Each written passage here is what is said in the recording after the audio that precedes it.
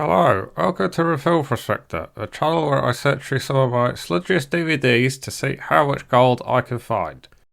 You're a doctor who uses a life-sized, skinless, anatomically correct dummy called Pin for a ventriloquist act which teaches kids about health. You give your own kids birthday presents in Pin's name. You have Pin tell your kids about the birds and the bees. What could possibly go wrong? I'm afraid the boy has a few rows in his left lung. Are you concerned about pneumonia? It's crossed my mind.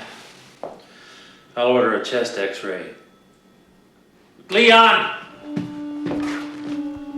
1988's Pin is one of the weirder, creepy doll movies of the 80s. Released around the same time as Dolls, Child's Play and Puppet Master, Pin is less interested in the doll itself and more about Leon, the doctor's son who develops a complicated relationship with it.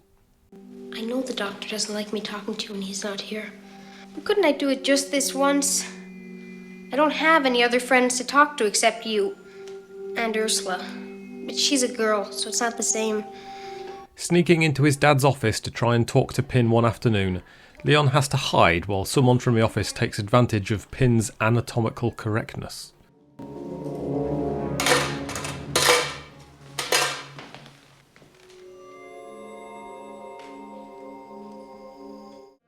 As we already know from many other films, watching something like this tends to turn a young troubled boy into a disturbed young man.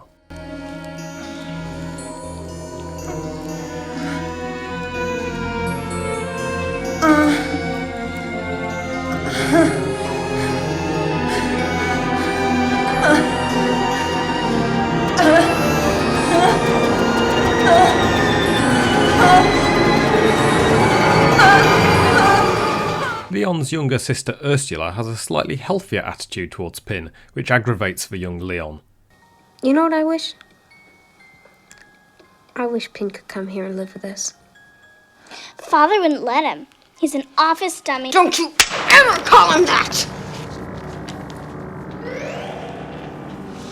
He's a stupid dummy! Ursula also has a more curious attitude towards sex. Does every single person have a need? If they're normal, they do. Any more questions? All right, let's begin with the male sexual apparatus. Leon, take the towel off my lap. Leon, do it. I'll do it! This will eventually lead to Leon's overprotectiveness, along with a whole range of other emotions once we jump forward a few years and they're now teenagers.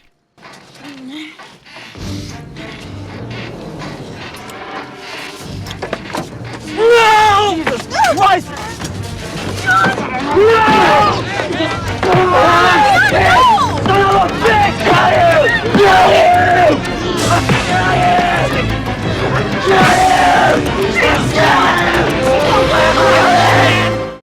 David Hewlett does a fine job as a teenage Leon who looks a bit like a young, creepy Bill Pullman. He moves between being protective and jealous of his sister while also protecting Pin from harm. I know it'll help us. I'm going. Don't go. Leon is right. The doctor is a truly scientific man. I don't think morality will affect his attitude. You made a mistake, and it must be rectified. Pin allows his inner voice to be heard, but he can also give Leon permission to continue with his more sinister plans when he's having second thoughts. She never kept things from you before. You never had secrets from each other.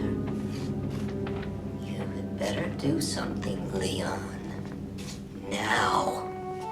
Their dad, played by Terry O'Quinn, also has an interesting relationship with Pin. Although it's a doll he's used for years in his doctor's office, there's also hints that he's used it as a conversational tool when he's alone, though he does seem to be more aware of his own actions, and also that Pin has a slightly sinister presence to him, sat there, skinless.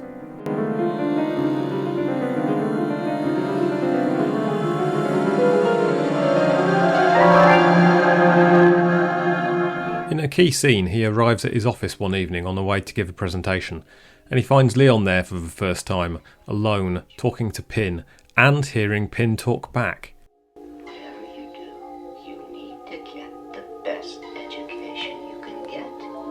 father said. Has he been talking to you?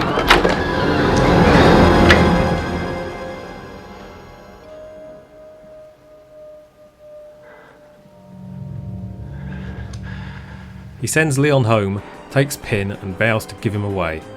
As he continues to speed on to his presentation along with his wife, Pin is being flung around in a back seat and the doctor's paranoia causes them to have an accident which kills them both. Watch out!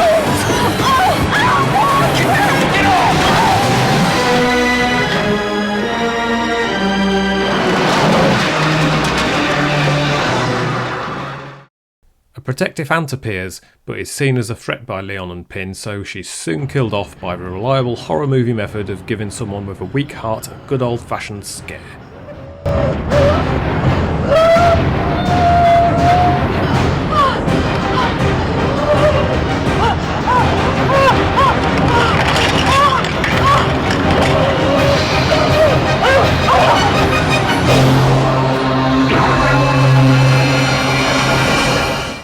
That leaves Leon and Ursula alone in the big old house.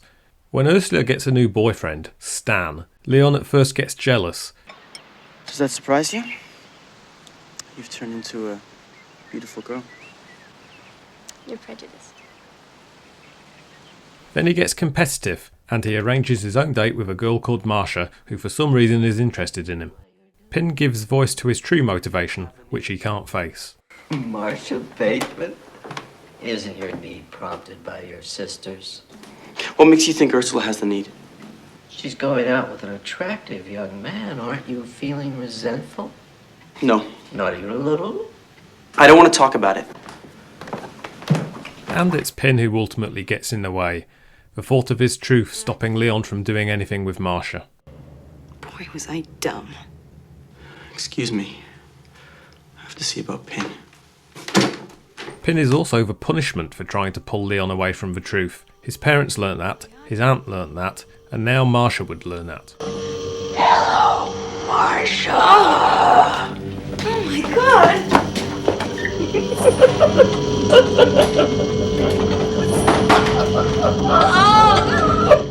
When Stan comes for dinner, Leon's hope is that he'll be scared enough to abandon his relationship with Ursula. But Stan's being prepared for what to expect and treats Pin with respect, much to Leon's disappointment. Hello, Stan.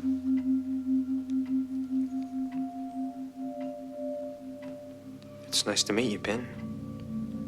I've heard a lot about you. I didn't know you liked chocolates until just now. Luckily, I brought some with me. The last act brings these four characters into conflict with each other. This eventually turns violent and the film slightly loses its unique weirdness. I will not see him put away in an institution. I told you to be careful.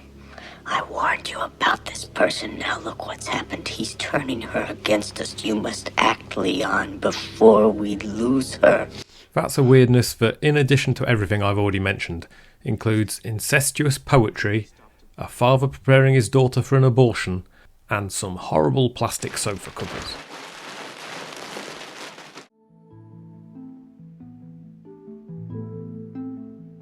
In all, I found 7 out of 10 grams of gold here in Pin. This is a good film which feels like it has more in common with thoughtful 70s horror than its 80s contemporaries of Child's Play or Puppet Master. Decent performances throughout, including an unrecognisable Jonathan Banks providing Pin's altered voice. You must have learned something from your mother. Get the sack, put the body in it, take it to the river. Plus an interesting score which keeps things creepy when they need to be. 7 grams of gold is worth £530 today, which is enough to buy you this slightly more useful and less problematic medical training model. That's all for now. Use your anatomically correct fingers to click the like and subscribe buttons to see how much gold we can find next week in 1998. I'd love to sit and argue, Pin, but I'd like to get downstairs if that's okay with you. Bye!